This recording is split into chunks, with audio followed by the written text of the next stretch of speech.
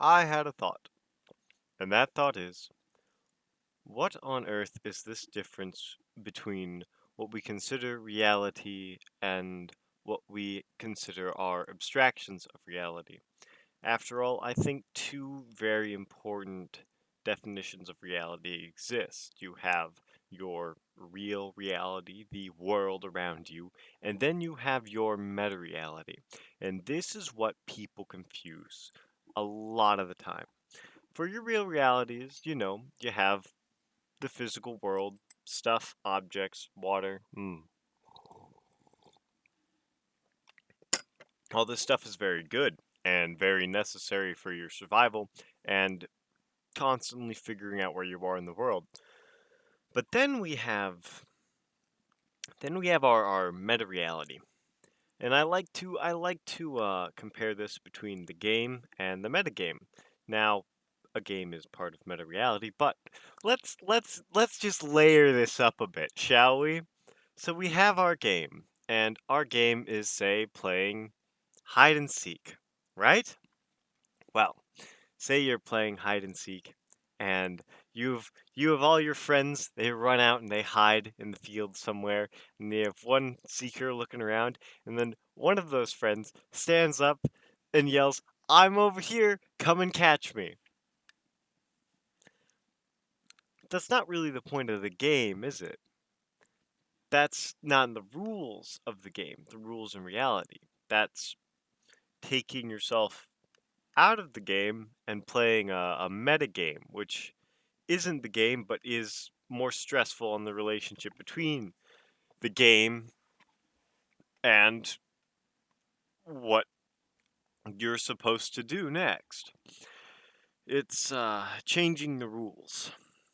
And the thing we like about reality is that it has, as far as we can tell, fundamental rules. We don't know what these rules are, but just like that kid standing up and yelling in the field, "I'm over here," by not playing by the rules, we're trying to figure out what the rules of the game are. It's very similar to how we learn to play games as children. So, a game. A game is another layer of a meta reality. Why? Because we're trying to figure out the limitations and the rules of our relationships with each other.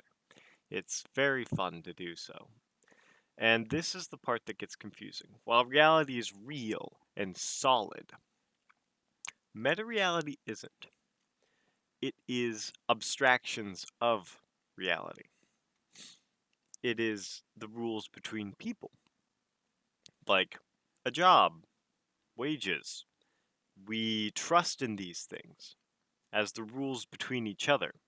This is part of the meta reality, while in reality, what really matters is food, shelter, water, and work.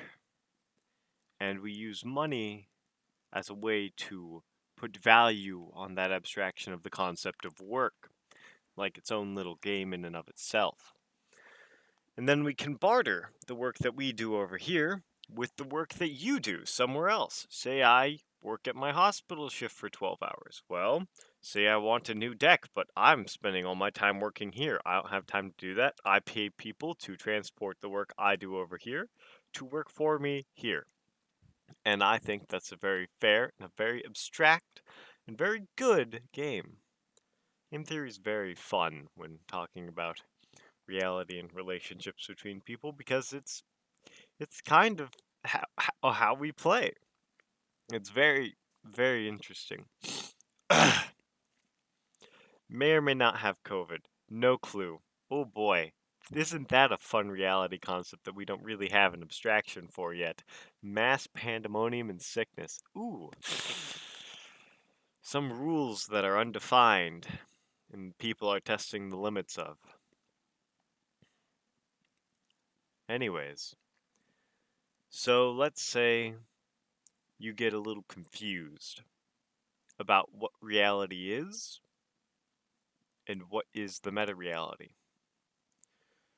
The meta reality is our abstractions we put together to delegate the rules of the way we live. It is, say, as humans, when we get hurt, we have to overcome. It is in our nature to overcome pain and challenge, to thrive and succeed. When people confuse reality with the metagame, things get very interesting. As reality is the substantial facts of the world, our meta reality is the rules we use to cope and live by it, either personal or patterns we find that we follow. This is how we need to brush our teeth in order to get rid of bacteria that gather up and decay our teeth. If we don't want tooth decay, we establish healthy patterns and habits to make sure that that does not happen. It's the patterns and healthy habits that are part of the metagame, while the rule is bacteria, a microorganism, exist. So, what happens when one person confuses the metagame for reality? Well, this is very interesting. As the world suddenly becomes very insubstantial for them, they see the challenges that people go through life, the daily struggles and pain, something that we usually see, make a rule for, overcome as part of the rule set. That I make challenges for myself to overcome them. And maybe you've heard that logic before. Especially have heard that logic before in people who believe they are God. It's a very interesting concept where reality and everything around us is mistaken for the meta reality, the abstractions of what it is in our heads. After all, you look at a tree and you see that tree, and it's a wonderful tree, beautiful tree. But if you think of a tree, that's your conceptions of what trees look like. And like you could modify it, change it, add branches, leaves maybe, thicken the trunk, thin the trunk. But what is your conception of a tree? Is it a strong oak? Is it a birch? Is it a maple tree? Or is it just tree? The abstraction you have is not the rule for reality, but is part of your meta reality. And if you ever have a dream, you're most likely going to think of those types of trees in that dream, because that is just your baseline compartment of tree. So, how can people confuse this? Well, you see, as I said earlier, when people go through pain and strife, we have to overcome. It's our natural process as people to overcome these things that are causing us pain and suffering. Otherwise, we'd kind of just be stuck with that pain and suffering, and it's not good. We need to figure out some way around it, how to cope, one might say. So, we come up with rules and other things to cope. And sometimes we analyze that pattern too much and we believe it to be a part of reality instead of our meta reality. Bad things happen, that is life. But the way we overcome them are rules for dealing with it as part of the meta reality. So when you see someone breaking down all of reality into the most meaningful things, take a lecture from Jordan B. Peterson where he's like, humanity are at the top of the pyramid because at the top of the pyramid is the eye, and the eye sees all and observes all. That is breaking down the meta reality. That we have to look around and see what's going on to figure out what's going on. It's obvious, it makes sense, but that's because it's not what we do in reality, but it's part of what we do in this extra stuff, in this extra fluff that we consider life and the way we interact in the world as people. It's just, it's spicy. It makes you get a lift, a little rise because change is occurring. Because you're thinking deep things. It isn't your normal, regular reality. No. No, you can finally see beyond it, see past it, and it's just like, cut the crap. Maybe you are pushing the edges and finding a little bit more of reality. Or maybe you're just learning to alter the rules by which you live in reality. What are you doing? Are you looking at the rules of your life? Are you seeing the changes that happen? Or are you altering the way you live in it? Are things changing about you, or are you changing about these things? Say, are you looking for a job or getting a new job? Is your job the one that fired you, or are you the one who decided you wanted to walk away from your job? Are you suffering because your diet isn't good, your health isn't good, you're not very mindful of your current situation? As I said earlier, all those are vast abstractions of how we live, but they still do affect us. Because if you don't eat well, you don't exercise, and you're not quite in your head all the time, well, you're not dealing with the problems in your head as an abstraction. It can affect you and the way your body grows in this real world. How about your social connections? How are those doing? Do you tell your friends how much you love them and how much they mean to you? We all need friends. It's a very important part of being people, not being lonely, not suffering. Or are you just living with them and enjoying their presence? And that's how you show your love for them. What do you do to live your life? What do you do that life revolves around? What do you do where you revolve around life? Analyze what you do.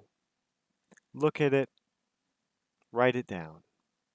Figure out how you operate. Figure out the rules you have to live your life. And figure out how on earth you want to live it. Those things, how you want to live it, most likely will not occur. But remember that those are your rules. That isn't reality, and that these things can change. You can't change people, but you can certainly change yourself and the way you decide to live in the world. And I think that's a beautiful thing. I really do. And if you choose to look for better ways to live in the world, then more power to you. Whatever your definition of better might be, it is worthwhile to chase it. So, what do we consider better? Actually, let me ask you that question. What do you consider better? Do you consider better the judgments of society and your parents? Get married, have kids, have a career, live long? Or do you consider better on a personal level, where you're like, the public school system's broken, maybe I should homeschool my kids. Hospital's broken, maybe I'll look for alternate forms of medication and treating my children or myself. How do you live reality in what you think is better? Some ways of living are not better. Like, I was bashing hospitals in my last bit of video, because they do suck, but it's still better than homeopathy. At least the in medications prescribed, because they sugar pills don't work. But morphine does. And that's just what is better. And what do you think is better? If I had to think what is better, I think that I prefer what is familiar. New things, may they come, and I hope they do, because new things are always very important to me. And new people, I do love it whenever I meet someone new. But, oh, well, I'll have to cut the video here. But thank you very much.